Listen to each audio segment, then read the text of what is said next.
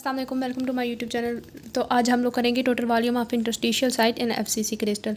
इसमें क्या होगा कि इंटरस्टिशियल साइट्स हमारे पास क्या होती है कि हमारे पास वो वाली स्पेस होती है, जगह होती है कि जो हमारे पास दो एटम के दरमियान जो खाली जगह होती है उसको हम लोग कहते हैं कि इंटरस्टिशियल साइट्स। तो हम लोगों ने एफसीसी क्रिस्टल्स में देखना है कि हमारे पास टोटल वॉल्यूम हमारे पास कितनी परसेंटेज आती है, उसका क्या वॉल्यूम आता है।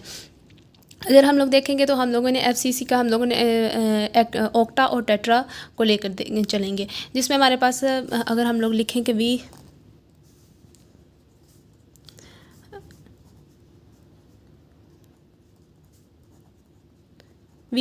ऑक्टा का वॉल्यूम और वी टेट्रा का वॉल्यूम हम लोग देखेंगे। अगर हम लोग एफसीसी क्रिस्टल्स में अगर हम लोग वाइट्स की बात करें तो हमारे पास नंबर ऑफ़ वाइट्स जो होंगे इन टेट्रा तो हमारे पास होंगे 8। और अगर हम लोग नंबर ऑफ़ वाइट्स बात करें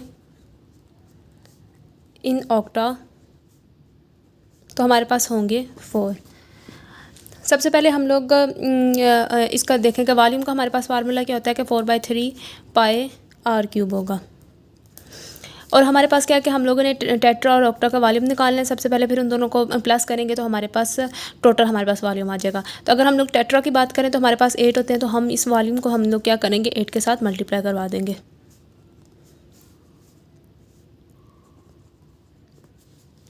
अब हम लोगों को आर चाहिए। जब हम लोगों को टेट्रा की अगर हम लोग बात करें तो हमारे पास टेट्रा में क्या होता है कि 4 उसके एटम्स होते हैं और उसके अंदर जो 3 ट्रायंगुलर बनाएंगे, और जब जो चौथा एटम होगा ना, जब इसके ऊपर हम लोग रखेंगे तो इसके दरमियान भी हमारे पास एक वाइट्स बनेगा। ठीक है, मतलब कि इसके दरमियान भी एक स्पेस होगा, उसमें एक हमारे पास इंटरस्टिशियल साइट आ सकती है, वाइड आ सकता है। तो अगर हम लोग उसका देखें तो हमारे पास आर जो उसकी वैल्यू आएगी √6 डिवाइडेड बाई 2 -1 और आर, इसका हमारे पास ये रिलेशन आएगा।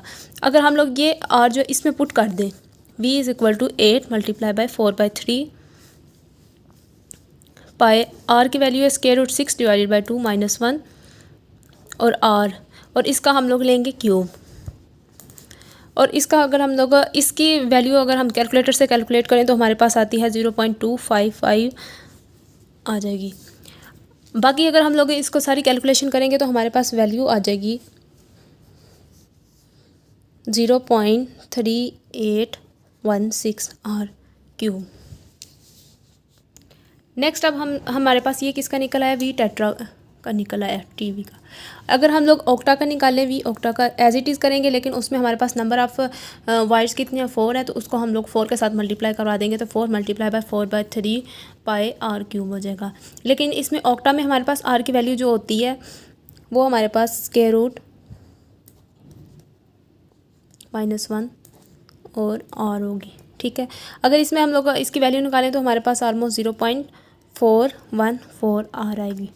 ठीक है, इसमें क्या होगा कि हमारे पास इसके अंदर वैल्यूज़ पुट करेंगे, V octa is equal to 4 multiply by 4/3 pi r की वैल्यू हम लोग ये वाली पुट कर देंगे 0.414 और आर, इसका भी क्यूब हो जाएगा, इसका भी क्यूब हो जाएगा, तो हमारे पास आंसर आ जाएगा 1.188 आर क्यूब आ जाएगा।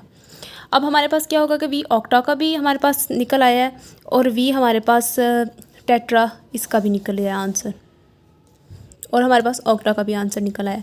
अब नेक्स्ट हम लोग क्या करेंगे कि हम लोगों ने वी टेट्रा और ऑक्टा को हम लोग जब प्लस कर देंगे तो जो हमारे पास फाइनल आएगा वो हमारे पास टोटल वॉल्यूम आ जाएगा।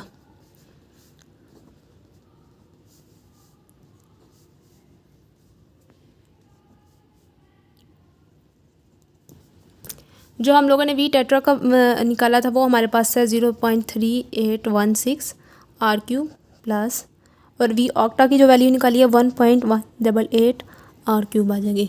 जब इन दोनों को प्लस करेंगे हमारे पास आर क्यूब कॉमन निकल रहा है, ये बाहर निकाल देंगे 0.3816 प्लस 1.188, ये हमारे पास आ गया। इन दोनों को हम लोग प्लस करेंगे तो हमारे पास 1.5696 आर क्यूब आ जाएगा। नेक्स्ट हम लोगों ने क्या करना है कि वी परसेंटेज हमें निकालनी है टोटल वॉल्यूम की, तो हम लोग वो क्या करेंगे कि हमारे पास जो फार्मूला होगा परसेंटेज का,